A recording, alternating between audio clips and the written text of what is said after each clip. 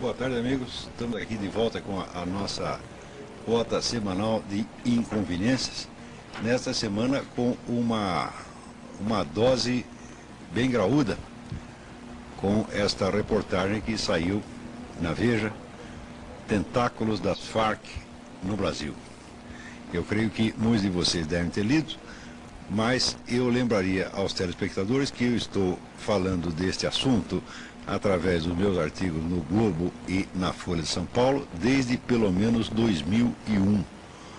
Ou seja, houve 4 anos de omissão e retardamento e de senão de ocultação de um assunto que já deveria estar sendo investigado há muito tempo. Vocês se lembram que o deputado Alberto Fraga, uns anos atrás, deputado federal Alberto Fraga, tentou coletar assinaturas para formar uma CPI, dizendo que ele tinha provas testemunhais de que as Farc, Forças Armadas Revolucionárias da Colômbia, haviam contribuído para a campanha eleitoral do PT. E ele parece que precisava de 172 assinaturas, mas quando chegou em 157, a coisa repentinamente parou, havendo inclusive uma ameaça de processo da parte do deputado Luiz Eduardo Greenhalgh. Quer dizer, eu não sei se houve alguma pressão para parar aquele negócio ou se simplesmente não conseguiu as assinaturas. Eu sei que na época, praticamente só eu na mídia dei algum apoio ao deputado Alberto Fraga, porque esse não é um assunto que se possa deixar para depois ou ignorar. É um assunto de uma gravidade extrema, porque as Farc são praticamente as donas do narcotráfico no Brasil, então as responsáveis diretas pelo estado de criminalidade crescente que este país vive há alguns anos. Nós estamos hoje na base dos 50 mil homicídios por ano, a maior parte deles ligada ao narcotráfico, se bem que o governo pretenda nos convencer de que há tantos homicídios no Brasil, não porque existe banditismo organizado e narcotráfico, mas porque os brasileiros adoram matar as suas esposas, suas mães, suas sogras por motivos fúteis. Jamais, a estatística dos motivos fúteis jamais foi exibida e jamais será, mesmo porque isto é um blefe. Qualquer pessoa sabe que, qualquer carioca sabe que no Rio de Janeiro não existe banditismo avulso. Qualquer sujeitinho que faz um assalto na rua, ele pega a sua arma e o seu veículo, se precisar de um veículo, ele pega com o narcotraficante, que é o dono do morro, e o narcotraficante recebe uma comissão de todos os assaltos, até batedor de carteira. Se ele bateu a sua carteira com R$100, então metade irá para o dono do morro. Não há mais banditismo avulso, hoje a coisa é organizada, não é terceirizada, não é tudo reunido ali na grande central do banditismo, que está sediado no morro, e que todos sabem que quem manda ali no morro são as Farc. O Naum Sirotsky, que para o meu gosto é o maior repórter brasileiro, e que é o correspondente da Zero Hora em Israel, há anos ele vem mandando notícias que ele recebe do Mossad. O Mossad é o melhor serviço, o mais eficiente serviço secreto do mundo. Então, o Mossad informando que as Farc estavam instaladas nos morros do Rio de Janeiro, coordenando o narcotráfico. Isso ele vem mandando esses despachos, creio eu, desde o ano de 2000, e ninguém liga. Quando houve a campanha eleitoral, eu escrevi uma sucessão de artigos dizendo que não adiantava o senhor Lula prometer que ele ia combater o narcotráfico e a violência, porque ele não ia fazer nada disso. E não ia fazer por um motivo muito simples, porque ele é o fundador e presidente por 12 anos ou mais, do Foro de São Paulo. Foro de São Paulo é a coordenação estratégica do movimento comunista no continente latino-americano. Essa entidade foi fundada pelo Lula e por Fidel Castro em 1990 e teve mais ou menos uma reunião anual. Cada ano tem uma outra reunião em que se discute as perspectivas estratégicas da esquerda latino-americana e se tomam decisões estratégicas de conjunto. Essas decisões são, então, fixadas em resoluções que têm, então, vamos dizer, um valor decisório para todas as organizações envolvidas. Até onde eu contei, eram 84 organizações filiadas ao Foro de São Paulo. Não é preciso dizer que quando comecei a escrever sobre isso, as pessoas diziam que Foro São Paulo nem mesmo existia, houve um esforço geral de ocultação, até que eu fui obrigado a publicar as atas completas, ou quase completas, porque falta da primeira reunião, as atas quase completas do Foro de São Paulo no próprio Mídia Sem Máscara. Se vocês procurar na página do Mídia Sem Máscara, há lá um botãozinho, um link para as atas do Foro de São Paulo. Existem alguns browsers que não pegam estes links, de maneira que se você abrir a página do Foro de São Paulo e não encontrar esse link, é porque tem algum problema no seu browser. Trate de achar outro browser que o botão vai aparecer. Então, publicando estas atas completas, ali fica bastante claro que essas 84 organizações têm agido de acordo com uma estratégia coordenada e que, portanto, não é nada de estranho que elas colaborem em outros setores, inclusive na sua mútua sustentação financeira. E, quando se trata de sustentação financeira, vamos dizer, o banco ali são as Farc, que são a organização, são vamos dizer, o milionário da patota, né? As Farc têm um orçamento superior ao de todas as Forças Armadas Latino-Americanas somadas e tem dinheiro suficiente para fazer, se quiser, todos os presidentes da América Latina. De modo que esta suspeita que aparece agora de uma ajuda financeira da Farc à campanha do Lula não tem nada de estranho. Precisa ver também se não deu sustentação financeira a Hugo Chávez, se não deu ao Kirchner e se não deu a todos que estão agora. Eu sei que uma ascensão simultânea dos partidos esquerdistas, socialistas e comunistas, em tantos países ao mesmo tempo, não sai barato. E se bem que tem outras fontes de sustentação, inclusive americanas, como a Fundação Rockefeller.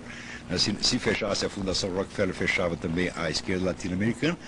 Mas isso foi algum tempo atrás, porque hoje, às vezes, a Farc já é uma fonte de subsídios local, né?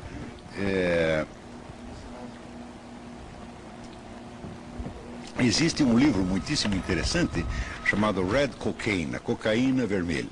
O autor é Joseph D. Douglas, com 2 S's.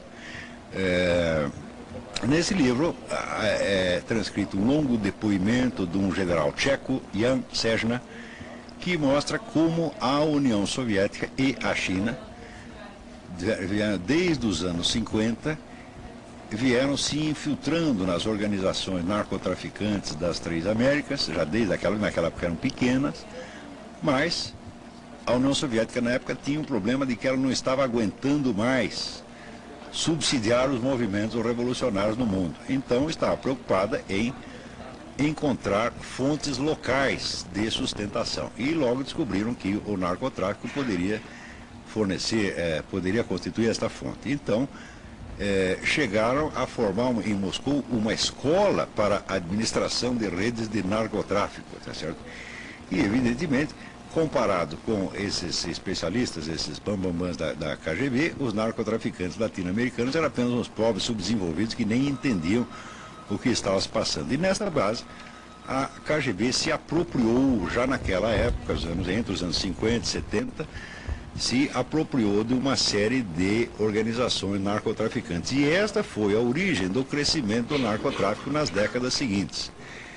O livro é extensamente documentado e eu sugiro a vocês que realmente o leiam. Qualquer livro estrangeiro que a gente recomendar aqui, vocês podem, eu creio que podem adquirir por um site que chama www.bookfinder.com. Eu acho que não há... É o melhor site de busca de livros na internet. Esse livro do Joseph Douglas, eu tenho feito alguns esforços para ver se publica, como eu já enfatizei várias vezes aqui nos programas.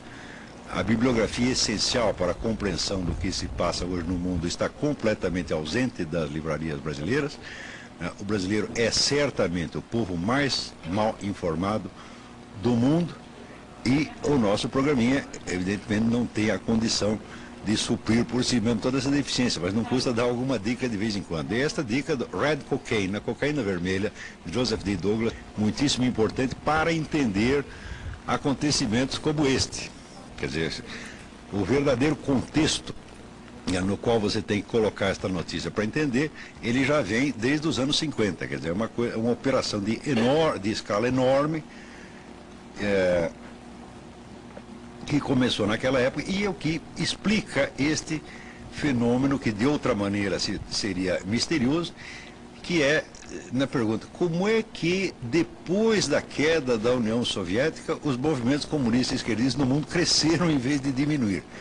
E a resposta é essa: quando fecha a torneira soviética já estava aberto o sistema das torneiras locais, então a União Soviética se tornou ali, de certo modo, desnecessária. Por outro lado, também é preciso lembrar o livro do Anatoly Golitsyn, New Lies for Old, onde ele conta que, precedendo a queda da União Soviética, sabendo que a coisa ia ir para o brejo dali a pouco, o governo soviético já pegou uma boa parte da verba da KGB e espalhou pelo mundo, seja para fins de narcotráfico, seja para lavagem de dinheiro, criando, vamos dizer, um monte de firmas. Existem muitas multinacionais hoje que operam no mundo e que são, quer dizer, ainda o braço da KGB. Porque é importante saber que quando caiu a União Soviética, não caiu a KGB.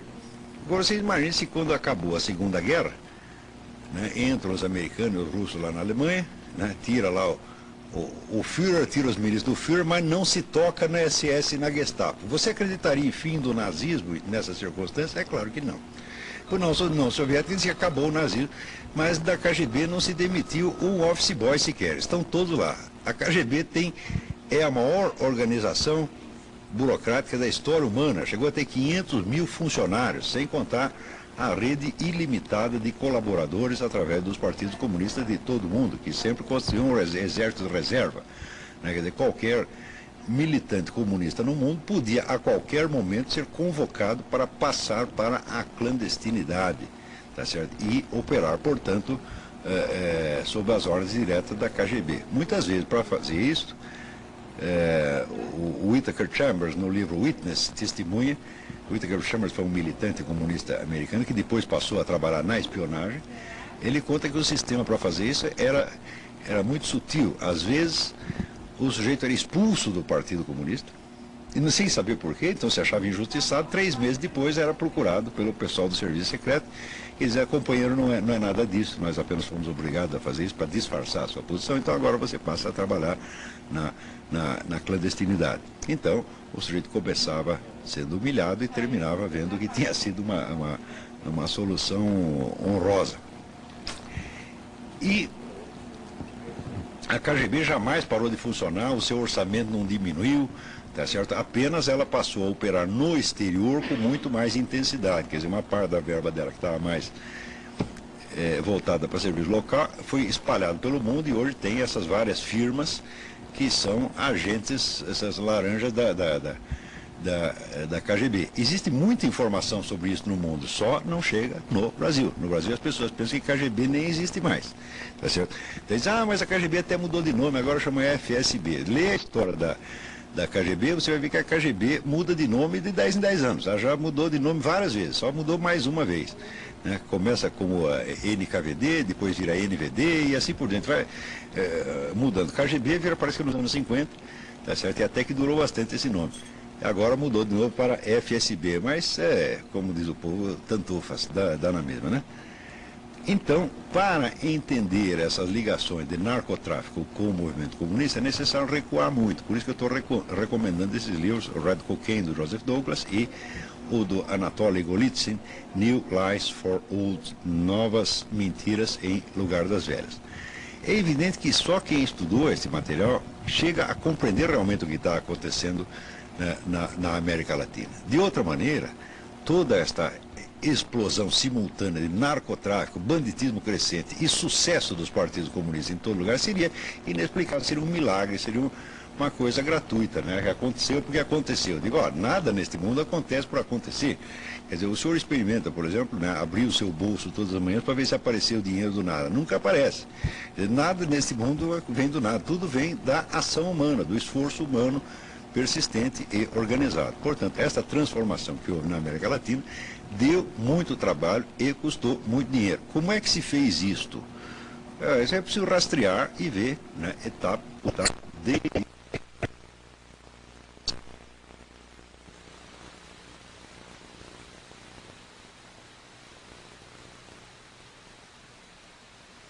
coisa. Então, a diferença, hoje em dia, não existe. E quando se fala de banditismo organizado, só existe um banditismo organizado. É o deste grande narcotráfico que está praticamente na mão do movimento comunista. Houve, na Colômbia, durante um tempo, houve aqueles famosos grupos paramilitares que eram financiados por fazendeiros, tá certo? Para reagir contra as Farc, e que eram em parte financiados pelos fazendeiros, mas em parte fizeram a mesma coisa que as Farc, quer dizer, dominaram algumas redes de narcotraficantes e chegaram a viver disso durante tempo. Acontece que esses grupos completamente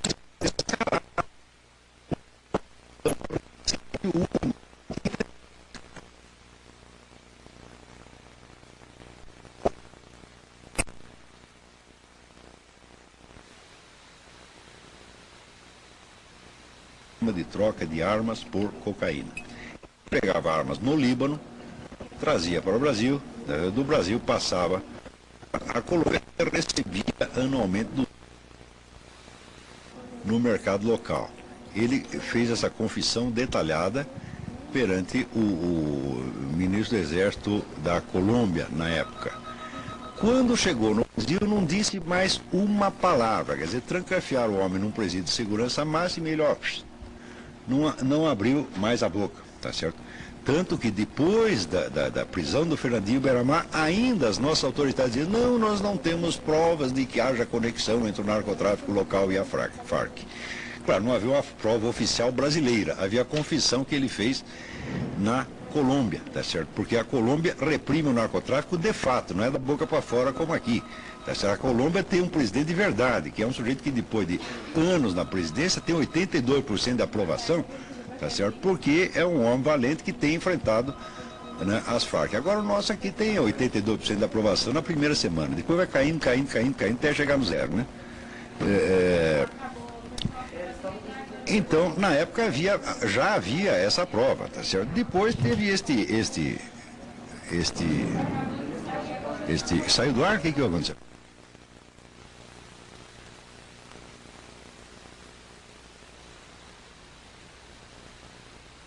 Excel.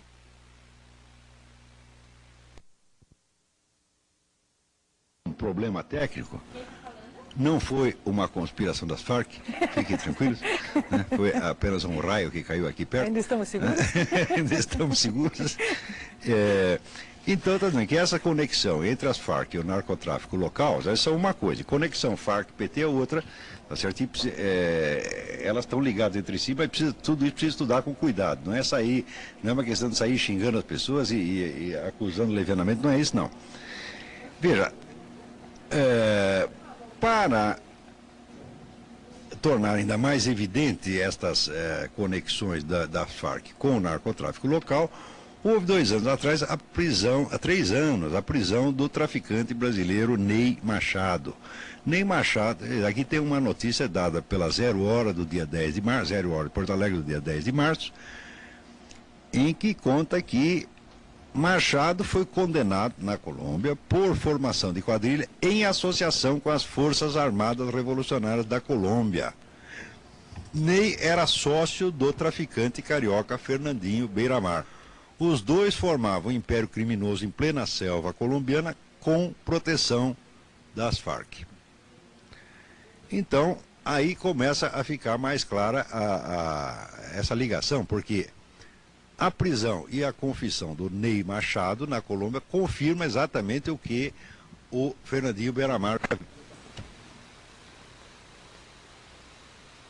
O probleminha está uma chuva violenta aqui e é capaz até de que esses problemas se repitam, mas não se incomodem não. Muito bem, então está aqui a prisão desse traficante brasileiro, Ney Machado, sócio do Fernandinho Beiramar na Colômbia, confirmava novamente a conexão entre o narcotráfico brasileiro e as Farc.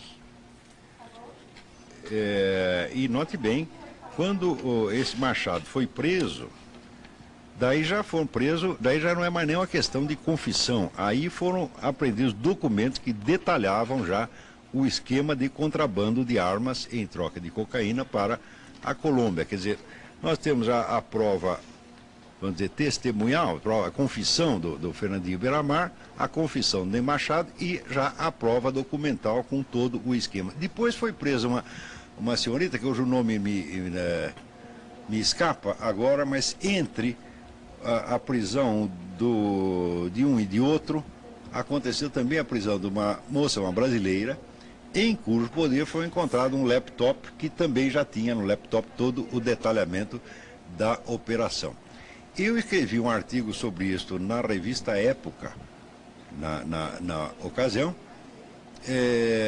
resumindo uma investigação feita por um repórter americano, creio que da Associated Press, em que ele já detalhava assim até o aeroporto do Líbano, onde eram entregues essas armas, essa coisa toda. Durante todo este tempo, o nosso governo esteve fazendo vista grossa. Vista grossa como? Por um lado, ele se recusa a declarar as Farc oficialmente como uma organização narcotraficante e terrorista. Para o nosso governo, as Farc são combatentes pela liberdade. Quer dizer que teriam direito a uma representação política, são um partido político, etc, etc. Então, é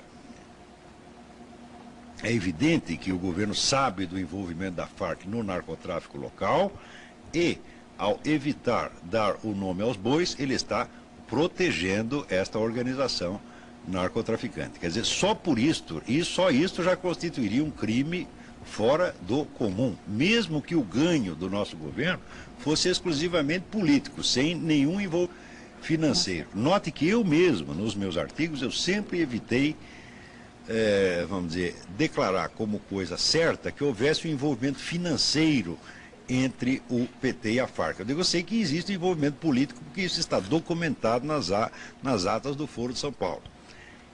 Era possível, dizia eu, que também houvesse um envolvimento financeiro, e dizia que isso era possível porque o deputado Alberto Fraga dizia ter provas testemunhais a respeito, mas nunca afirmei taxativamente que houvesse. Dizia, não, isso aqui existe, essa suspeita, isso tem que ser investigado. Mas, evidentemente, nada foi investigado. Quer dizer, essa ocultação empreendida pela mídia brasileira durante todos estes anos, ela por si já constitui um fenômeno altissimamente esquisito, como nunca houve na história da mídia universal. Quer dizer, todos os jornais, todos os noticiários de TV, todos fazendo de conta que não sabem de uma coisa que todos sabem perfeitamente bem. Isto nunca aconteceu na história do jornalismo mundial. Mas disso eu vou voltar a falar daqui a pouco. Vamos continuar aqui no envolvimento da Farc com o PT. Tá certo? Ao mesmo tempo, você vê aqui, sai na revista Veja esta história do líder comunitário William de Oliveira, tá certo? Que foi descoberta em uma gravação, telefonema entre ele e um narcotraficante, em que ele pedia dinheiro ao narcotraficante e confessava ter escondido num determinado morro carioca uma certa quantidade de armas que tinham sido roubadas do exército. Aí aparece aquele senhor do Viva Rio, Rubens César Fernandes, dando uma entrevista defendendo o líder comunitário, né, e dizendo, não, ele agiu apenas em defesa da sua comunidade, porque mentir não é crime. Eu digo, mentir quanto a um crime é crime, sim. Quer dizer, se você tem um material roubado, mesmo que não foi você que roubou, e você o esconde, em vez de entregar para as autoridades, e ainda mente a respeito, é claro que isto é crime.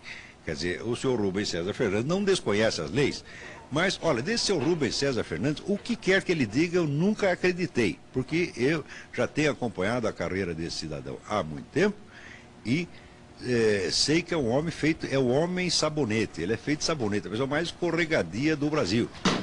Por exemplo, ele foi um dos camaradas que empreenderam a campanha pelo desarmamento, portanto, uma das pessoas que induziram o público a acreditar que o desarmamento contribuiria para diminuir a criminalidade, e agora, evidentemente, como não contribui, e agora ele deu uma... As pessoas estavam enganadas, o desarmamento não se destina a diminuir a criminalidade, estavam todos enganados.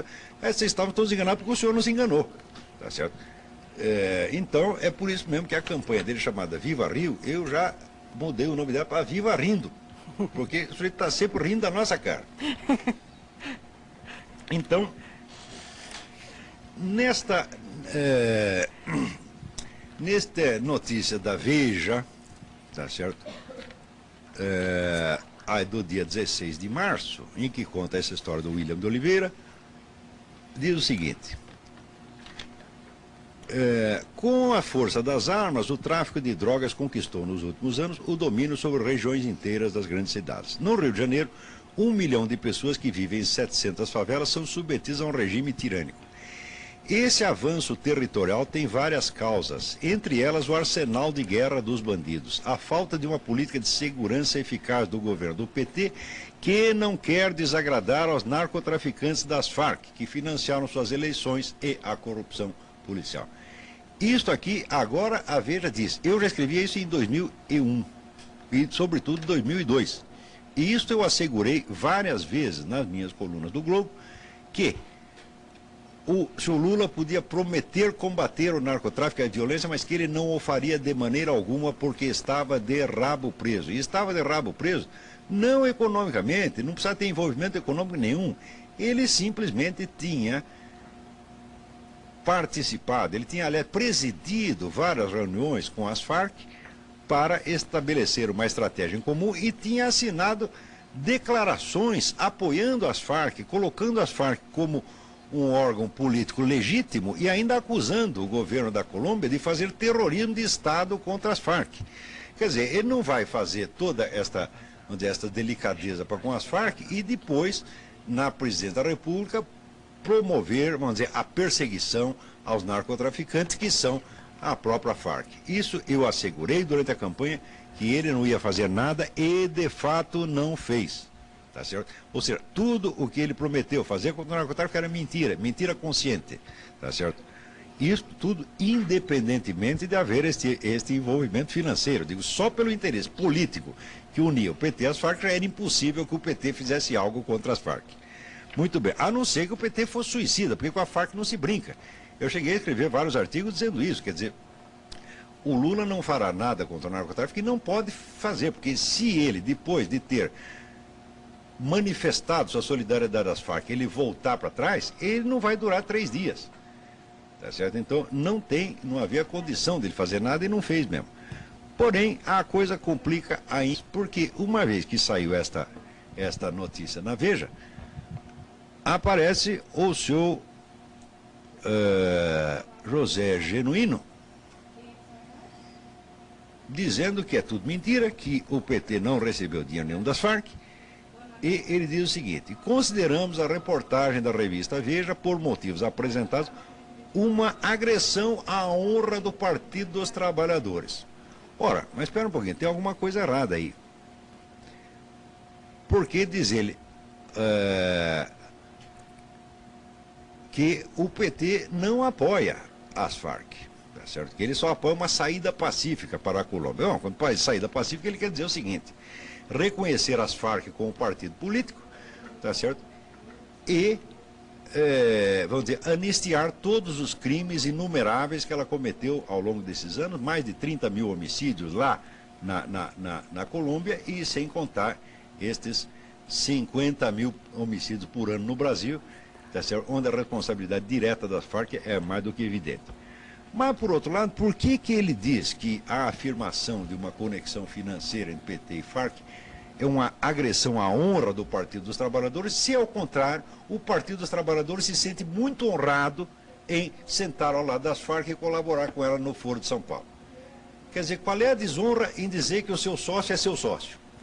Não há desonra nenhuma. Quer dizer, das duas uma. Quer dizer, se o PT se sente muito ofendido em ser associado com as Farc, então ele que condene as Farc publicamente. Se ao contrário, ele se abstém de condenar e ainda lisonjeia, e o seu, vamos dizer, líder máximo, que era o Lula, assina, manifesta em solidariedade às Farc, dizendo que as coitadinhas são vítimas de terrorismo de Estado por parte do governo da Colômbia, então qual é o mal de dizer que há uma associação entre PT e Farc? Então, isto é afetação, isto como sempre no Brasil, é teatro, é fingimento. Tá certo? Por quê? Com relação a esta coisa de dizer que o PT não apoia as Farc, isto é mentira. O PT sempre apoiou e isto está consignado em documentos do Foro de São Paulo. E temos aqui um exemplo, quer dizer, mais do que apoio, o PT ofereceu às Farc, tá certo? Em 1997, na 7ª reunião do Foro de São Paulo, o PT, através da boca do seu José Dirceu, ofereceu mais que apoio, ofereceu união e integração. Ora, se há união e integração, está aqui nas atas de 1997. Então, ofereceu união e integração não só com as Farc, mas com a Frente Farabundo Martí de El Salvador, o Sandinista da Nicarágua e assim por diante, tá certo? Então, união e integração entre todas as organizações do Foro de São Paulo. União e integração, meu filho, é muito mais do que apoio, tá certo? Apoio é simplesmente dizer alguma coisa a favor, união e integração já é um casamento, já é uma parceria. Ou seja, esta parceria está consignada oficialmente no Foro de São Paulo. Se essa parceria se traduz também em colaboração financeira, falar o que há de mais? Se há união e integração, meu filho, aí já é comunhão de bens, você está entendendo? Então não há nada de estranho. Quer dizer, não é possível, por um lado, você oferecer união e integração a uma organização e depois você dizer que você está desonrado porque alguém disse que você tem uma parceria financeira com ela. Isso aí é hipocrisia. E tudo isso tem que ser investigado. Agora, note bem, mesmo depois de todos esses fatos terem vindo à tona, porque eu sei o que eu passei por ter anunciado esses fatos desde 2002. Tá certo? Me chamar de louco era o mínimo. Tá certo? Em geral, chamar de louco, mais alguma coisa, ainda vinha algumas referências à senhora minha mãe. Tá certo? Sem contar a ameaça de morte. E mais que a ameaça de morte, teve um sujeito que fez uma convocação pública ao meu assassinato. Botou lá num site chamado Indimídia, tá certo? Botou um anúncio, dizendo, olha, dia tal, às tantas horas, ele estará em tal lugar, vamos lá matá-lo. Né? Eu achei que era uma bravata e fui lá. Cheguei na hora, estava cheio de polícia lá. A polícia sozinha ficou sabendo daquilo e foi lá. Tinha 20 policiais lá na hora. Eu falei, mas nem precisava, porque eu achei que era um blefe, né? Porque se fosse matar. É um blefe, mas é altamente insultuoso. Sem dúvida. Quer dizer, você publicar no o sujeito está dando aula em tal lugar, vamos lá matá-lo, que brincadeira é essa? E pior que eram mensagens anônimas. Então, como é que ele ia poder rastrear, né, centenas de mensagens anônimas? Quer dizer, o cidadão ia ficar sem garantia nenhuma. Então, eu sei o que eu paguei por contar essas coisas aqui, tá certo? Não estou reclamando, não. Faria tudo de novo, faria com prazer. E ameaça de morte, o sujeito diz, vou te matar. Eu falo, não vai não. Se você chegar aqui, eu mato você primeiro. Tá certo? Cada um faz o que pode, entendeu? O senhor tentará fazer a sua parte, eu tentarei fazer a minha. Certo? Vou matar? Bom, o senhor vai matar, não, você vai tentar. Eu vou bater? Não, você vai tentar bater, porque eu também vou bater pelo menos um pouquinho. Pode ser que o senhor bata mais, se for mais forte, mais jovem, mas apanhar também vai um pouquinho. Então, assim, a minha experiência da vida me diz, ninguém jamais bateu sem apanhar. Isso aí não existe, isso é idealismo. Né? Então, por ter tocado neste assunto, eu recebi uma pressão enorme. Agora, parece que já virou consenso. Agora, você pensa que alguém da classe jornalística vai chegar para mim hoje e dizer, não, seu Olavo, você tinha razão, o louco era um nós. Ninguém vai fazer isso, ninguém vai dar o braço a torcer, porque isso aqui é um país de pessoas hipócritas, orgulhosas e fingir. Todas vão fazer de conta que sempre souberam e que sempre escreveram daquilo, né? Muito bem, mesmo agora, quando saiu, eu gostaria que vocês comparassem estas denúncias que estão saindo agora com aquelas que saíram no tempo do Collor de Mello. Note bem, eu não votei no Collor de Mello, não gostava daquele sujeito, não votaria nele nem para vereador, tá certo? Vereador de São Tomé das Letras, tá certo? Mas isso não quer dizer que ele fosse um criminoso. Eu achava ele apenas um entojado, um palhaço, tá certo? E acho ainda, tá certo? Mas não acho que ele é o criminoso que mostraram. Muito bem. Se você comparar o tamanho do crime agora com o tamanho do crime do Collor, e se você vê a pressa que na época eles tinham de chegar a conclusões, tá certo? E, né, o medo, a prudência, a hesitação de agora é uma vergonha. Porque na época bastou uma conversa entreouvida por um motorista para desencadear uma CPI. Não havia prova nenhuma, tanto não havia prova nenhuma, que Mesmo depois de tudo investigado pela justiça, não se encontrou prova de coisa nenhuma e Fernando Collor é criminalmente inocente. Até hoje, apesar de ser inocente, declarado inocente pela justiça, perdeu o seu mandato. Ao se denunciar um crime incomparavelmente maior, no qual estaria envolvido o PT, até mesmo a revista Veja trata de amortecer, dizendo, olha, nós aqui descobrimos, né, um documento e testemunhos de que o senhor Olivério Medina, representante das Farc, prometeu 5 milhões de dólares para a campanha do PT e foi aplaudido na reunião. Mas nós não temos prova de que o dinheiro chegou efetivamente lá. Tá certo? Mas como precisaria ter essas provas? Você tem a prova testemunhal de que o sujeito disse tal e qual coisa. Tá certo? Não é um motorista que ouviu a conversa, não, eram dezenas de pessoas. Mais ainda, o Olivério Medina, ele detalhou que esse dinheiro chegaria ao Brasil da seguinte maneira: sairia de uma conta em Trinidad e Tobago, iria para as contas de 300 empresários brasileiros, 300, que daí fariam doações ao PT. Ora, para você montar uma rede de 300 empresários dispostos a colaborar numa operação de lavagem de dinheiro, quanto tempo leva? Não se improvisa uma coisa dessa. Tá certo? Portanto, esta declaração do Olivério Medina, confirmada por inúmeras testemunhas que estavam presentes a esta reunião, é mais do que suficiente para abrir uma CPI imediatamente. Isso é muito mais do que uma conversa ouvida por um motorista. No entanto, na época, ninguém escreveu, isso foi apenas um motorista que disse, nós não temos prova de que aconteceu. Agora são dezenas de pessoas que dizem, tá certo? E isso consta de um relatório oficial do Serviço Secreto, da ABIN. Então, um relatório oficial do Serviço Secreto parece valer menos do que uma conversa ouvida por um motorista. Tá certo? Por quê? Porque o PT, na época, ele tem o monopólio da acusação. Só o PT tem o direito de acusar, e só a esquerda tem o direito de acusar. Tá certo? Mesmo quando não tem provas. E agora, quando tem, não provas, mas indícios muito mais substantivos contra esse pessoal da esquerda, e indícios referentes a um crime incomparavelmente maior, tá certo? Que esse certamente é a maior vamos dizer, articulação criminosa da história da América Latina, tá certo? Agora está todo mundo com medo de tirar conclusões e querendo amortecer de qualquer maneira. Na época, se vocês lembram, o esquema PC Farias, que era só para encher de dinheiro o próprio bolso, tá certo? Envolvia o quê? Umas dezenas de pessoas, 2 ou 3 dezenas de pessoas. E na época, com isto, tá certo? Se toda a mídia gritou, há um Estado dentro do Estado, há uma conspiração criminosa, etc, etc. Agora, que obviamente isso é um Estado dentro do Estado. Isso não é um Estado dentro do Estado, é um Estado acima do Estado. As Farc e o Foro de São Paulo estão acima do Estado brasileiro. Obviamente, elas determinam o que o Estado brasileiro vai fazer. Agora está todo mundo comedido, tá certo? Dizendo não temos provas. Mas não precisa ter provas. O indício que você tem é mais suficiente para abrir a CPI. Quer dizer, a CPI que foi recusada pela Câmara tem que ser aberta agora. Agora, note bem, se você pegar alguns jornais, eles nem mesmo noticiaram isso na primeira página, depois de sair na Veja. Quer dizer, você tem um esforço de amortecer a coisa. Então está todo mundo naquela base do senta que o leão é manso. Quer dizer, o leão já levantou, já está comendo todo mundo, tá certo? E tem um lá o sujeito querendo tranquilizar a plateia, dizendo senta que o leão é manso. Né? Então, ele está dizendo senta que o leão é manso porque ele foi contratado pelo leão para fazer isso. Então, o leão disse, olha, eu vou comer as pessoas aqui e você, mas as pessoas ficar sentadas assim, eu posso comer todo mundo. Tá, ele levou a propina do leão. Não é isso?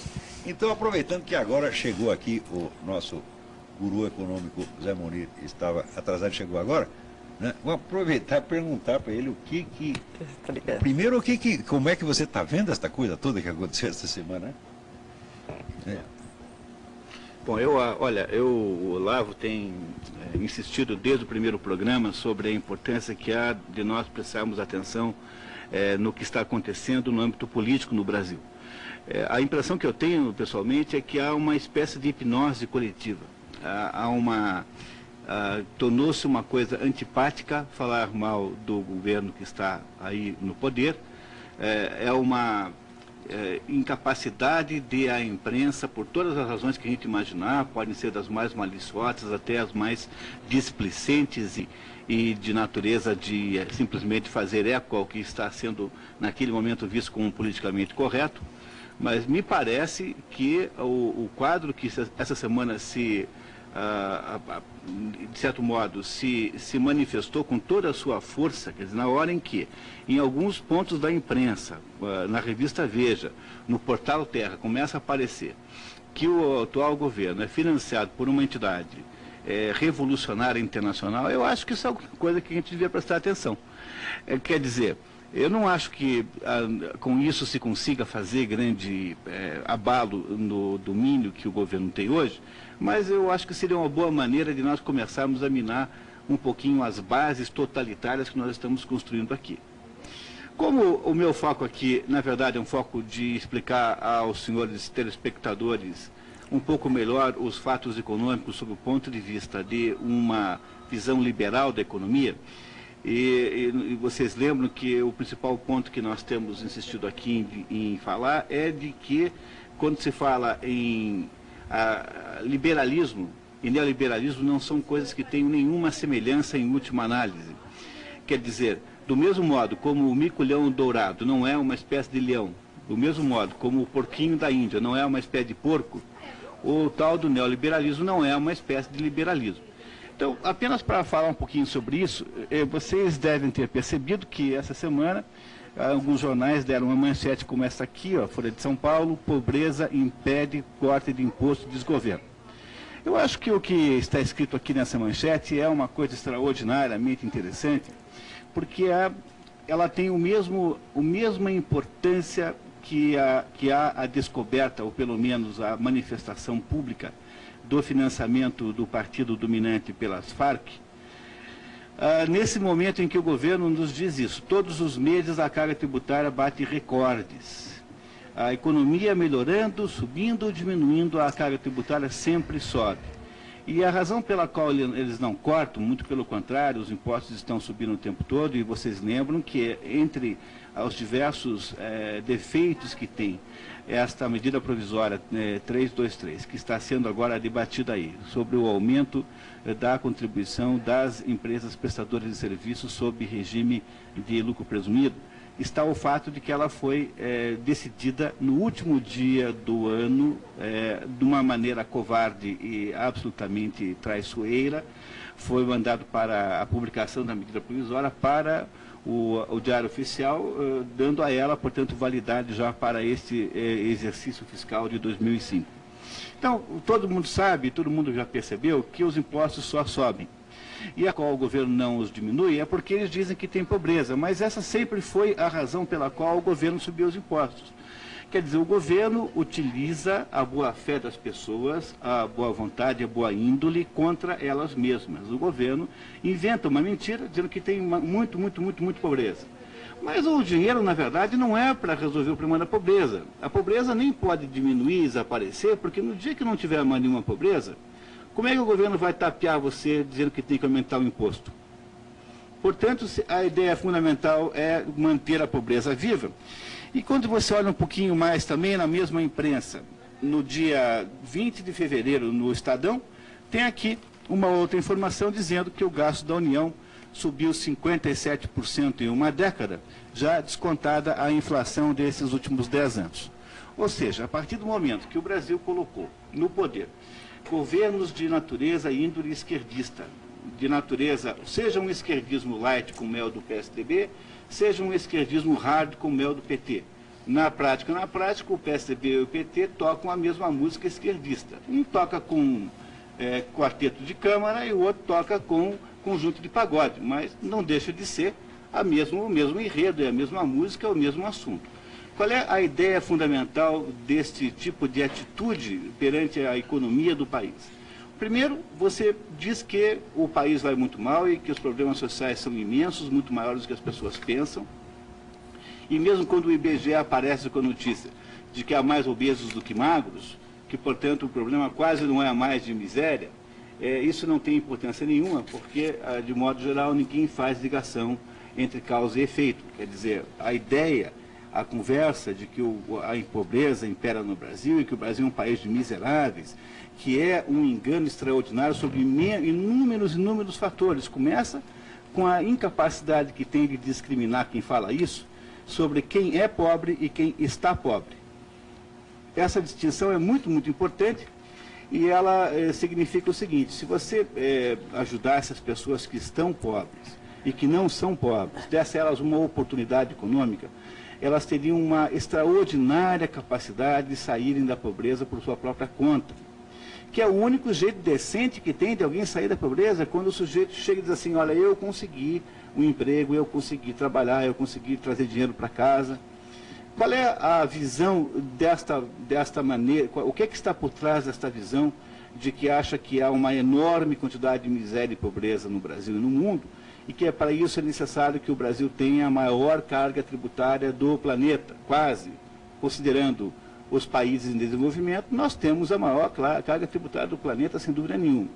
Ora, é uma maneira de problema para produzir o financiamento de uma máquina de Estado extraordinariamente grande que não para de crescer e que é essencialmente o objeto de toda a carga tributária. Por que o governo cobra impostos? Para poder financiar a estrutura governamental, essas milhares e milhares de pessoas que vivem, têm emprego garantido no governo federal, estadual e às vezes municipal. No municipal é menos, porque todo o problema é de natureza decrescente, de cima para baixo. Quanto mais perto do governo federal, pior é a situação.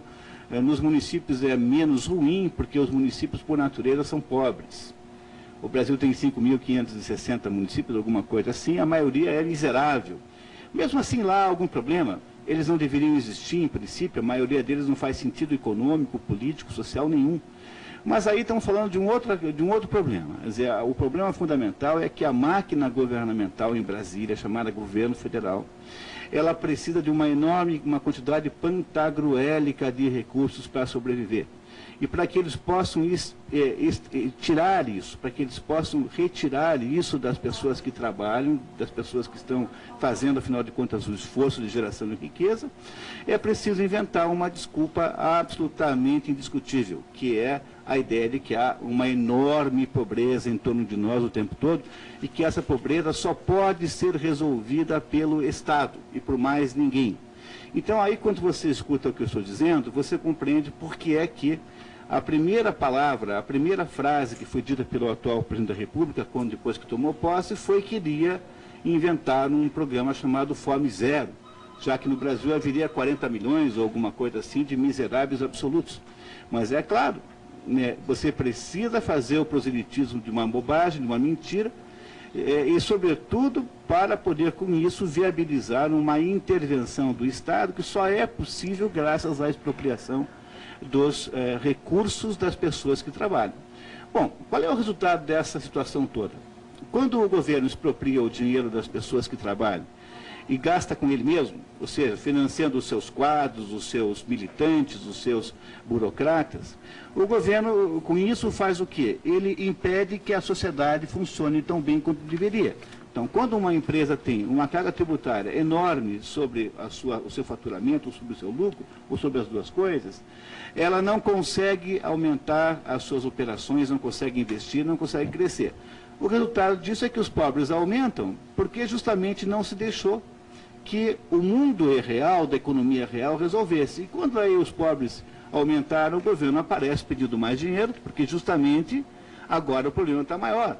Mas o problema foi causado desde o início por ele próprio. Veja, o que se faz no país é usar a sua boa vontade, a sua boa índole, o seu sentido, os seus sentimentos, a sua sensação, o seu espírito humanitário, as suas virtudes morais, contra o próprio consumidor e contra o próprio contribuinte.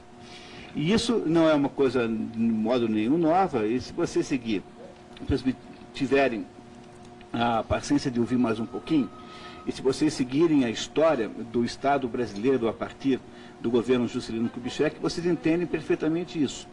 Quer dizer, no fundo, todos os problemas brasileiros nascem do fato de que existe uma coisa aqui, chamada governo-Estado, que acha que tem que exercitar uma atitude paternalista e arrumar a vida de todo mundo.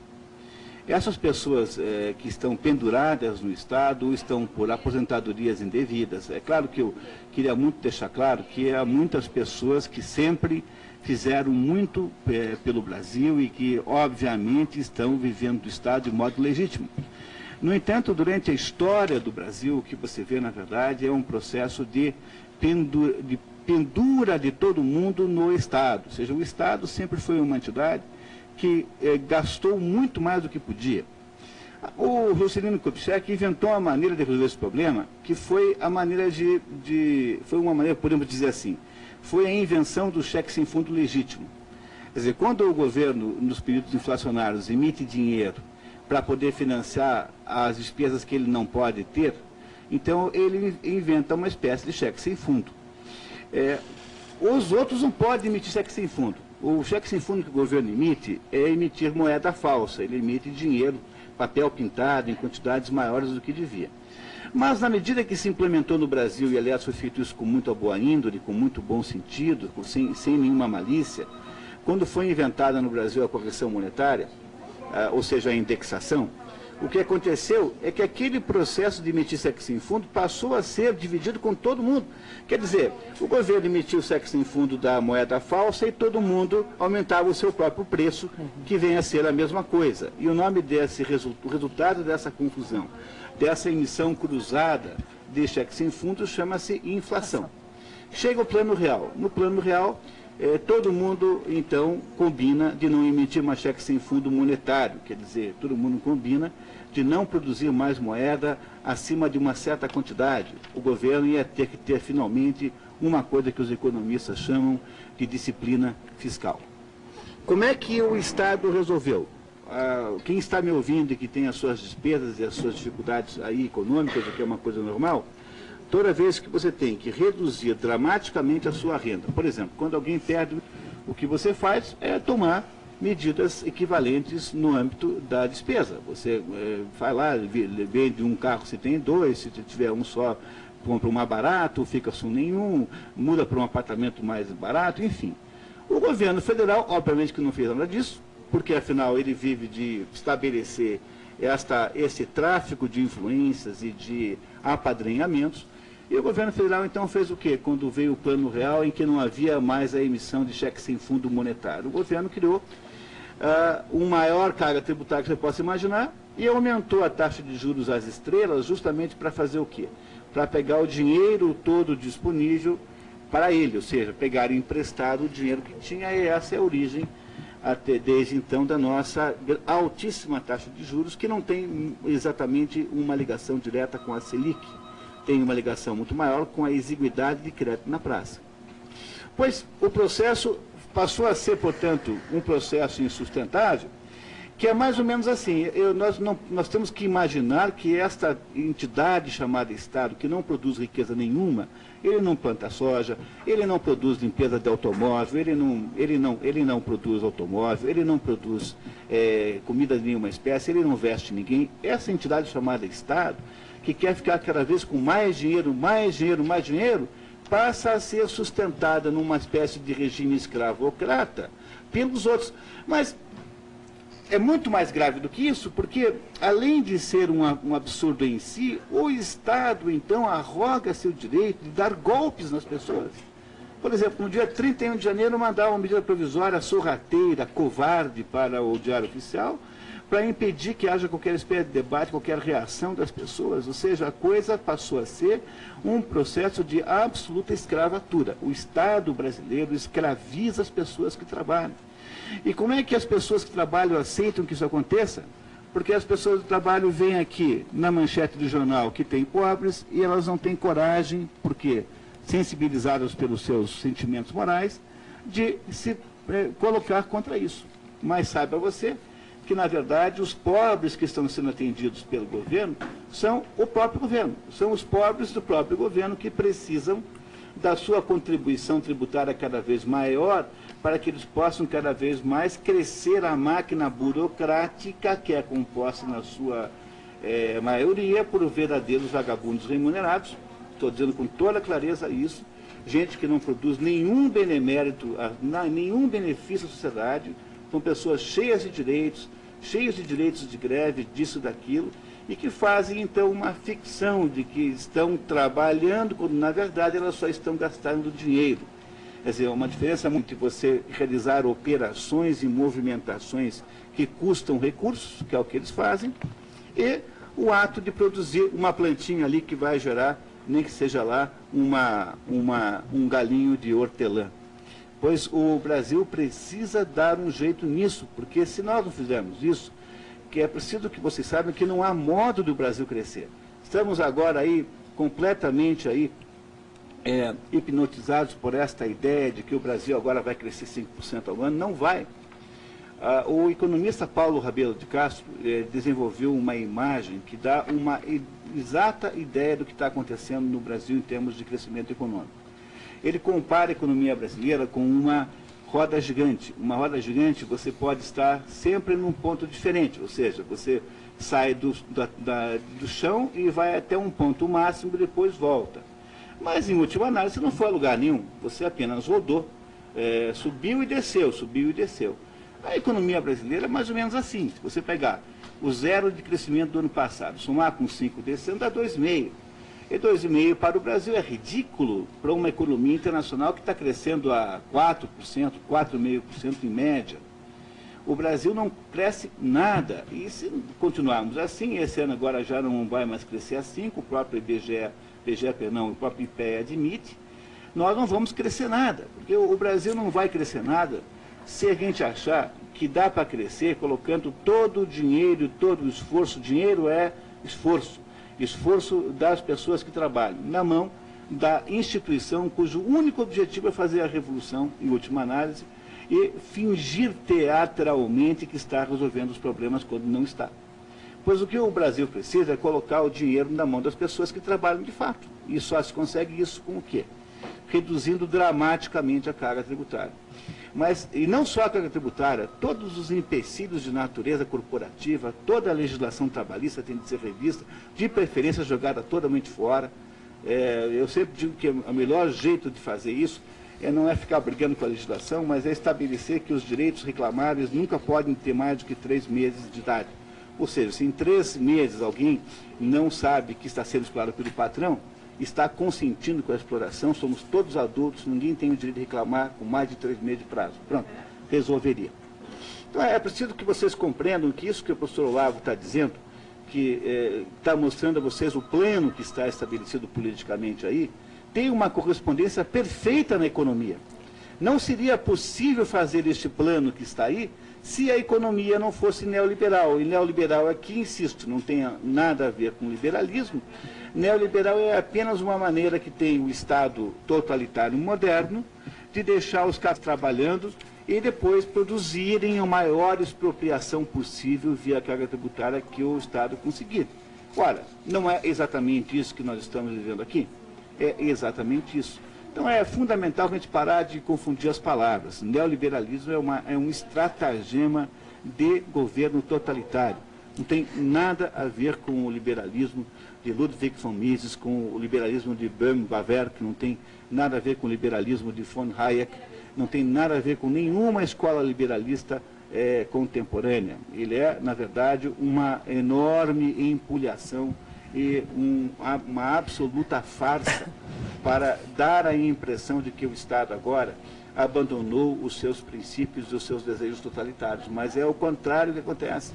E eu queria muito que vocês compreendessem, sobretudo as pessoas que nesse momento estão lutando para derrubar a medida provisória do aumento do imposto sobre prestação de serviço, sobre os prestadores de serviço, que mesmo que nós consigamos fazer isso, quer dizer, mesmo que se derrube isso, é preciso ficar alerta, porque haverá a cada curva da esquina, a cada curva da estrada, um novo perigo nos esperando. E eu sou capaz de fazer aqui uma profecia e dizer a vocês que o próximo modo como o governo pretende aumentar mais ainda a carga tributária será pela modificação do regime de cobrança da Previdência Social, da folha de pagamento, para o faturamento propriamente dito.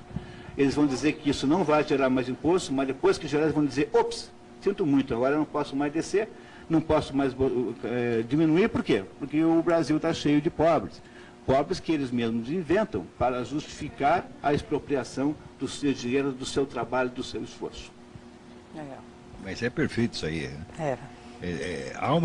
Como diz o Mulher, é muito claro, existe uma equivalência entre a estratégia no campo político-militar e no campo econômico. Quer dizer, o que nós estamos assistindo aqui é a criação de um esquema de poder como nunca houve na América Latina. Quer dizer, um esquema unificado, continental, que custa os tubos, quer dizer, que é sustentado pelo narcotráfico, pelo sequestro e pelo seu imposto. Todo o dinheiro vai parar ali, quer dizer, todo o trabalho da população do continente está indo, vamos dizer, para sustentar, vamos dizer, esta máquina política da esquerda latino-americana. Tá certo? E que ainda tem a cara de pau de falar que os outros exploram, né, que o capitalismo é exploração. Para a exploração é isto. Né? Note bem, mais um detalhe com relação aí ao caso FARC-PT, é que os documentos que foram guardados na ABIN, que esse repórter da Veja teve acesso, eles atestam que durante a reunião na qual esse representante das FARC, Olivério Medina, prometeu dinheiro para o... A declaração dele foi gravada. Quer dizer, tem uma gravação, não é de um sujeito que ouviu. No caso do Collor, você tinha um motorista que entrou, ouviu uma conversa. Aqui você tem uma confissão. É o autor do crime que está dizendo: eu vou fazer isso assim, assim, assim, assim. Isto, como prova, é infinitamente mais pesado do que a conversa ouvida pelo motorista. Esqueci o nome do motorista na época. Você lembra como é que é? Não. Que parece que virou, na época, fizeram uma bafafá, virou herói nacional. Né? Então, a conversa do padre Olivério Medina foi... Quer dizer, padre uma pinóia, evidentemente esse sujeito está excomungado, está fora da igreja, exatamente como Frei Beto. O decreto assinado, Pio XII, João XXIII, é muito claro: qualquer colaboração com o regime ou partido comunista, você está excomungado automaticamente. Então, esse Olivério Medina continua usando o nome de padre, tá certo? Que vale tanto. Se amanhã você ouvir falar Almirante Olavo de Carvalho, vai valer tanto quanto este negócio. Ele é tão padre quanto eu sou almirante, tá entendendo? Então, continua se intitulando padre para enganar os trouxas, exatamente como Frei Beto, que não é frei coisíssima nenhuma. Então, esse seu Olivério Medina, tá certo, foi gravado fazendo essa declaração. Isto é prova mais do que suficiente para prendê-lo imediatamente. Mas quer saber o que vai acontecer? Ninguém será preso. Não haverá impeachment, não haverá nada contra isso. Isto aqui já eu não posso, não é uma informação que eu tenho, isto é uma análise que eu estou fazendo. Claro que posso estar errado, mas de acordo com o que eu estou vendo, tá certo? A ideia de que nós estamos num sistema democrático, jurídico normal, no qual há instituições, as instituições vão prevalecer, a ordem jurídica vai prevalecer, esta visão é totalmente fantasista, tá certo? O PT, essa conluio, PT, FARC, Foro de São Paulo, é infinitamente mais poderoso do que a totalidade das instituições brasileiras. Não há meios de fazer a lei prevalecer contra esta gente. Preste atenção. Porque vamos supor que o Congresso decida fazer um impeachment. Né? O impeachment do Collor foi feito graças à mobilização popular armada pelas organizações de esquerda.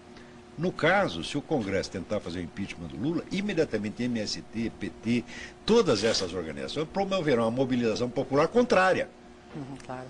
E o nosso Congresso tem homens suficientes, vamos dizer, para enfrentar a pressão popular? Não. Então, aquele que tem a militância organizada na mão tem o poder. Tá certo? Então, o sistema que vigora no Brasil não é o sistema que está na Constituição e nas leis. O sistema que vigora é a vontade da esquerda organizada. Ninguém pode ir contra elas.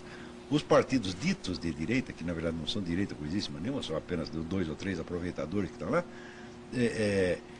eles consentiram que ao longo dos últimos anos o monopólio da militância, o monopólio da organização popular ficasse na mão da esquerda. E agora não vão poder reclamar contra isso. Agora, se quiserem levantar a sua cabeça, tá certo? Verão que eles vão estar tentando enfrentar uma espada de aço com uma espada de vidro ou uma espada de geleia. Tá certo? Não há condição. A força juntada já por esta gente é descomunal e incontrolável. E eles mesmo mantêm uma fachada de ordem jurídica que só funciona quando serve a eles. Portanto, este pessoal liberal, tucano, etc., etc., que acha que vai, vamos dizer, fazer um impeachment do Lula com esse negócio, vai fazer, eu duvido e faço pouco. Vocês se desarmaram, vocês são politicamente castrados, vocês entregaram tudo ao PT, à FARC, ao narcotráfico, à esquerda latino-americana. Agora haverá choro e ranger de dentes. Não foi por falta de conselho, né? Porque no tempo em que os partidos, por exemplo, este PFL ficava disputando carguinho e ministériozinho, tá certo? Numa época em que ele devia sair do governo, ficar contra e fazer oposição e organizar militância, na época que ele fazia isso, não fui eu que o aconselhei a fazer essa burrada, eu aconselhei o contrário. O que interessa é ter, os partidos têm que ser ideologicamente definidos e cada um tem que ter a sua militância e tem que ter os seus movimentos, etc, etc. Eles abdicaram de tudo porque queriam carguinho, dinheirinho, você está entendendo? Então, esta gente agora vai pagar pelo erro que fez. A esquerda latino-americana cairá efetivamente na mão deste esquema comuno-narcotraficante, tá certo? E aqueles que disseram na época, não, isso é paranoia, tá bom, agora vamos ver. Agora vamos ver quem vai chorar. O problema é mais, garanto, é mais para esta gente do que para mim. Olavo, vamos às perguntas? Nossa, não vai dar tempo. Nós só temos 15 minutos de programa, 15 hein? 15 minutos tá bom. Vamos tentar. Tem uma pergunta aí que eu li antes, que é um indivíduo perguntando se o Zé Monir escreveu algum livro. Escreveu sim, um livro Economia do Mais, que todo mundo tem que ler. Como é o nome da editora, Monir? Tríade Editora. Tríade Editora, Economia do Mais, não deixe de ler, tá certo? É um dos poucos livros sensatos de economia que a gente tem lido ultimamente. Olha, está chegando muitos comentários aqui, Luiz Alberto Jardim das Américas, parabéns ao programa, vocês têm o meu total apoio e outras pessoas também elogiando, já vão passar também. Uma perguntinha aqui para o Munir, do Francisco, do bairro Jabaquara. Senhor Munir, é possível afirmar que o programa Renda Mínima, que beneficia 300 mil famílias em São Paulo, representa a compra de mais ou menos 1 milhão de votos, ou seja, 15% do eleitorado da capital paulista?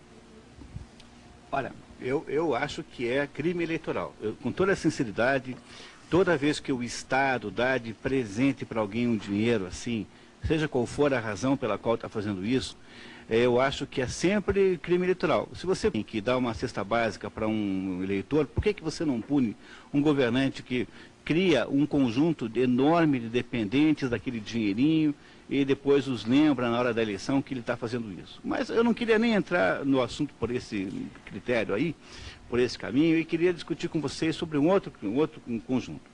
Uma vez disse o seguinte, que um economista uma vez afirmou que esse negócio de ajuda para os pobres é uma maneira dos pobres das regiões ricas financiarem os ricos das regiões pobres. É a definição definição americana do FMI. Alguém perguntou quem que a gente era do FMI. Igual, nos Estados Unidos se define o FMI como uma entidade dedicada a tirar dinheiro das pessoas pobres nos países ricos para dar às pessoas ricas nos países pobres. Exatamente o que está aí falando o Mônica. Quer dizer, há vários problemas ao mesmo tempo. O primeiro é o seguinte, você faz uma redistribuição tributária sem nenhum critério, porque você não distingue quem está pobre e quem é pobre. O velho Luiz Gonzaga, o rei do Baião, tinha um baião que dizia assim, uma esmola para um homem que ação, ou lhe mata de vergonha, ou vicia o cidadão. Sabedoria nordestina do Luiz Gonzaga. Então, pegar milhares e milhares de pais de famílias e dar a ele todo mês um atestado de que eles são incompetentes, que eles são incapazes de sustentar a própria família, é uma das coisas mais cruéis que eu consigo conceber. Quer dizer, transformar essas pessoas em pessoas absolutamente vivendo de uma mesadinha do governo federal. Pô, isso supondo que o negócio não seja um antro de corrupção, quer dizer, toda vez que foi feita auditoria até agora em qualquer coisa dessa, descobriu-se que os prefeitos do interior distribuem dinheiro para quem bem entende, que as pessoas ricas se inscrevem lá. Quer dizer, o negócio é incontrolável. Aí, você disse para mim, não, mas nós vamos pelo critério em que tem que fazer alguma coisa em compensação. Por exemplo, tem que obrigar a criança a ir para a escola. Aí, esses dias, estava aí no Jornal Nacional, ou em qualquer outro jornal, não me lembro qual foi, perguntaram para uma professora assim, professora, a senhora, se tivesse que declarar para uma autoridade do governo federal que tal criança, mesmo não tendo vindo à escola, continua vindo à escola, a senhora mentiria para o governo? Ela falou, mas claro, como é que eu poderia não dizer isso? Quer dizer, tem uma criança pobre ali, eu vou dizer que veio à escola. Quer dizer, é no fundo uma distribuição de dinheiro apenas para fins eleitoreiros e para justificar uma máquina muito mais cara que o próprio dinheiro, que é a máquina que controla a distribuição do dinheiro. Então se cria uma multidão de burocratas e assessores de todos os tipos em Brasília, que é uma cidade que você não sabe nem onde fica lá no meio do Brasil, distante das pessoas do mundo real, acessível quase de avião na prática. E essas pessoas ficam lá fingindo que estão trabalhando, fazem isso umas 2, 3 horas por dia, assim, quando estão muito esforçadas. E essas pessoas, então, precisam, para isso, expropriar o seu bolso às custas de dizer para você que você é um monstro se você não concordar alegremente, como é que se diz hoje, né? Se você não estiver exercitando a sua cidadania de contribuinte. O negócio é tão absurdo que chega até a ser uma gozação. Quer dizer, ficar achando que cidadania é submeter-se a uma coisa dessa, a uma espoliação dessa, é o cúmulo. Quer dizer, além de roubar você, ainda te fazem de trouxa e de bobo. Tá? Fazem você, manipulam as suas culpas e os seus ressentimentos pessoais. Então, eu diria assim, você tem toda a razão. Eu acho que na prática, estelionato eleitoral, não tenho a menor dúvida disso, não resolve o problema e desmerece as pessoas que trabalham e tira de quem está querendo acertar uma chance, porque as pessoas só querem um emprego. Mas por que as pessoas não têm um empreguinho ali, mesmo um empreguinho pequenininho? Por que ninguém faz isso? Por quê? Porque o ato de oferecer um emprego no Brasil é um ato temerário. Você só faz isso se você for um otário, um trouxa. Porque todo o establishment trabalhista, o Ministério do Trabalho, os fiscais, o conjunto de juízes da Justiça do Trabalho, todos olham para você como sendo um delinquente em potencial. Ou seja, dar um emprego para alguém vem se tornando aos poucos no país uma absoluta um ato de insanidade. É por isso que o emprego vai diminuir cada vez mais. Por quê? Se você está punindo, você passa 30 anos punindo as pessoas que dão emprego, gerando contra elas todo tipo de injustiça, criando uma legislação completamente unilateral e enviesada. Um contrato leonino pró-empregado. E depois você quer que tenha emprego? Não vai ter mais. Então, primeiro você destrói o emprego. Aí não tem gente empregada, estão na rua. Ninguém consegue um empreguinho, mesmo que seja um empreguinho modesto. Aí o governo fala assim, bom, como tem esse problema aí, então agora eu preciso pegar todo o seu dinheiro para resolver. Problema que ele mesmo criou. Quer dizer, mas a taxa de desemprego no PT é 0. Bom, claro, é isso, né? Tá? Ou seja, uma das coisas mais engraçadas que eu ouço é essa conversa que o PT... Agora parou de falar assim, né? Mas o PT adorava dizer que estava, na verdade, pagando o preço de uma herança maldita que veio do outro governo. Eu não tenho a menor simpatia pelo outro governo, eu quero que fique bem claro isso. Mas eu tenho certeza que foi a atuação do PT, que não nasceu ontem, mas está há 30 anos aí inventando bobagem, pois é justamente todo o conjunto de intervenções legislativas que eles tiveram nesses 30 anos, criando leis injustas, criando empecilhos para o funcionamento da sociedade, criando impedimentos para a sociedade econômica funcionar. Pois justamente é esse conjunto de empecilhos que significa hoje a herança que eles estão pagando.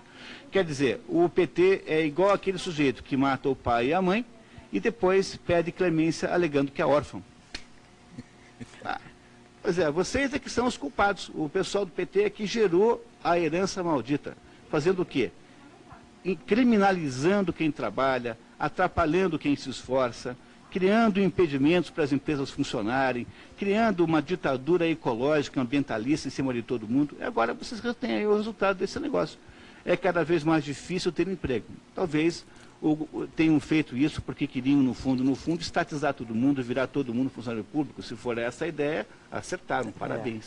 Mas nós não seremos ricos, viu? Porque não é possível conceber um país de burocratas que enriqueça, porque o burocrata é um sujeito cuja preocupação existencial não tem absolutamente nada de civismo. A única preocupação que ele tem, fundamentalmente, é garantir a sua posição, o seu status de intocabilidade. Entre os burocratas há inúmeras pessoas decentíssimas, extraordinárias, mas é preciso se compreender que a corporação como tal não está aí para fazer o país funcionar.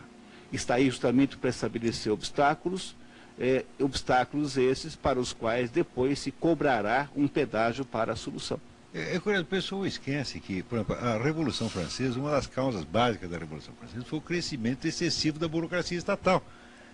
Quer dizer, havia fiscal para tudo, tá certo? E milhões de impostos e aquilo crescendo, crescendo, crescendo. Bom, daí fizeram a revolução para acabar com isso, só que em vez de acabar com isso, o que fizeram? Veio mais imposto ainda e mais fiscal. E a França, desde então, nunca parou de cair. Quer dizer, um país que era, no século XVIII, o mais rico do mundo, tá certo? Nunca parou de cair, por causa disso aí. Quer dizer, se esses camaradas, esses burocratas acabaram com a França, não vão acabar com o Brasil, pô? Olha, nós temos duas perguntas aqui, que eu acho que o Olavo já responde, que ele trata falando aqui das Forças Armadas, tá? O João do Jardim Botânico, ele pergunta, já que está sendo falado sobre as Farc, o que faz o Exército Brasileiro em toda essa conjuntura? E o Paulo do Portão diz que para esse ano foi cortado a verba do orçamento da União para as Forças Armadas. Então, a construção de 2 quartéis, um em Santa Isabel do Rio Negro e outro em Barcelos, ambas cidades próximas da Colômbia, está atrasada.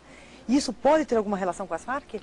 Olha, eu sinceramente não sei. O que eu vejo é que existe uma política constante, vamos dizer, do establishment esquerdista brasileiro, de tratar as Forças Armadas por uma via dupla. Quer dizer, por um lado, diminui verba, tá certo? E espalha denúncias falsas contra as Forças Armadas, quer dizer, faz uma política de enfraquecer e desmoralizar. Por outro lado, coloca dentro das academias militares, técnicos militares, como por exemplo Escola Superior de Guerra, coloca agentes intelectuais esquerdistas para convencer os militares de que se eles aderirem ao esquema, eles pararão de apanhar.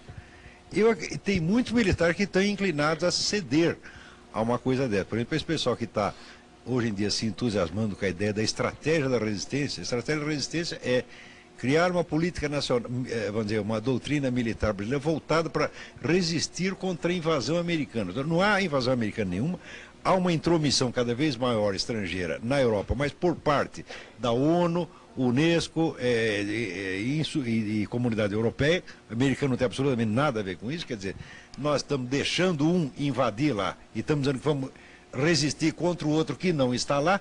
Você quer dizer, a política é absolutamente doida. E tem muito milico que está caindo nisso. Eu espero que todos não caiam, não. Eu espero que eles entendam que estão sendo manipulados na base de um choque, um queijo.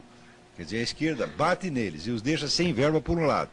E por outro lado, fica lisonjeando. Não, se vocês aderirem aqui à estratégia da resistência, né, nós vamos recuperar a sua honra, etc, etc. A Força Armada não pode se deixar aviltar a esse ponto de aceitar esta oferta indecente.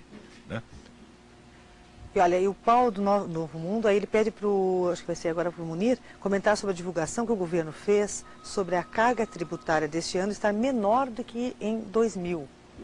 Pois olha, mesmo que o governo tivesse razão, porque há problemas metodológicos, é preciso que se saiba. Há muitas maneiras de fazer isso. O principal argumento para dar uma chance à metodologia como sendo a fonte da divergência é que até o final do cálculo do PIB não dá para saber, porque você compara com o PIB. Seja como for, mesmo que ela tenha crescido, vamos imaginar até por aceitando a hipótese do governo de que a carga tributária no ano passado foi menor. Mas o menor é quanto? O menor é muito pouca coisa, é quase nada de menor. Mesmo assim, estaria num nível absolutamente insuportável e incompatível. Basta se fazer o seguinte exercício: pegue as 50 maiores economias do mundo e calcule quanto é a carga tributária. Você acha isso na internet com grande facilidade. E aí dê uma olhadinha em qual é a renda per capita das 50 maiores. Em todas elas haverá uma ligação direta entre quantidade de PIB, ou seja, renda per capita, e carga tributária, exceto numa que é o Brasil. O Brasil tem um PIB africano para uma carga tributária escandinava. Então, mesmo que fosse assim, coisa em que eu não acredito de fato, mas vamos dar aqui, conceder a eles a benefício da dúvida, mesmo que fosse assim, eu garanto a você que isso ainda assim está muito mal, porque não é possível produzir o movimento que nós queremos com essa situação. Não vai dar certo. Em 5 anos você vai descobrir isso. A média vai lá para 1,5, 2,5 de crescimento, é menos do que o crescimento da população. Todos os anos nós empobrecemos. Empobrecemos por quê? Deixam as pessoas trabalhar. As pessoas que trabalham são perseguidas de todos os tipos, por todo tipo de fiscal, lei, fiscais sérios, fiscais achacadores, regulamentos, limitações, autorizações, de todo tipo. Não é possível fazer um país que dê certo assim. Olha, agora vamos se o telespectador quiser saber exatamente quanto dinheiro dele está indo para o bolso do governo, experimente dar uma espiada num site, do site da Associação Comercial de São Paulo. Tem lá um equipamento de cálculo, chama-se contribuintecidadão.org. Dá uma olhada lá e você mesmo fará as contas. O Arnaldo de São Paulo, ele pergunta o seguinte, ele diz que o governo cubano liberou a importação de panela de pressão para a população economizar energia. Isso é um avanço no governo? E é bom que o Lula mantenha relação com o governo cubano, ele pergunta. Panela de... Peraí, não Panela de entendi qual pressão, é. eles estão importando panela de pressão para a população economizar energia. Os cubanos. Quer dizer que eles estão com falta de energia? Mas em Cuba falta tudo. Pois Né? é. O principal problema é o que vai colocar dentro da panela de pressão. Porque que eu saiba lá, né, a média para o pessoal vamos dizer, da burocracia, que está muito bem, é um frango por mês. Isso é a cota de proteína animal que se come lá. Né? O Cuba é um país onde o médico ganha $20 por mês. Quer dizer, eu não vejo no que a panela de pressão vai ajudar. Estão precisando de comida. Na verdade, a classe privilegiada cubana é a classe das pessoas que têm parentes nos Estados Unidos. Quer dizer, então, os exilados mandam dinheiro lá para socorrer suas famílias, de modo que a ditadura cubana, o regime cubano, ele vive da generosidade das suas vítimas. Quer dizer, os cubanos que foram para lá, em vez de ajudar a destruir o regime, não, eles não podem destruir o regime, tá certo? Eles têm que ajudar suas famílias a subsistir, e Cuba tem vivido disso há muitos anos, além da ajuda de cento e não sei quantos países no mundo, porque tem a história do bloqueio econômico. Tá? O bloqueio econômico é exatamente o contrário. O bloqueio econômico quer dizer o seguinte: não pode sair dinheiro de Cuba para os Estados Unidos, mas pode entrar. Quer dizer, dinheiro americano não para de chover lá dentro. Quer dizer, se houver a cair o bloqueio, então entra relações comerciais normais, então é pagar e receber como qualquer um. Mas por enquanto é só receber ajuda, né? Nós temos, acho que 3 minutinhos só para o encerramento do Mídia Sem Máscara. 3 minutinhos. Vamos ver se o Olavo consegue, então, responder para o Fábio do Guaverde, que ele pergunta se seria possível o senhor discorrer sobre a participação ou não do governo brasileiro quanto à criminalidade, o tráfico, etc. O governo brasileiro não está fazendo nada com a criminalidade, mas nada, ele não está fazendo e não vai fazer e não pode fazer. Tá certo? Eu não duvido que até o senhor Lula, talvez na cabeça dele, ele talvez até gostaria de fazer.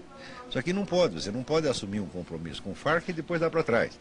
E dizer que não tem compromisso com o Farc é mentira, porque o Lula presidia o Foro de São Paulo quando vários documentos de solidariedade à Farc foram ali assinados. E o seu Zé Dirceu ofereceu, como diz, mais do que solidariedade, união e integração. Você não vai oferecer integração para a Farc e depois sair dando tiro nos agentes dela no Rio de Janeiro. Isso é palhaçada, isso é mentira, ninguém vai fazer.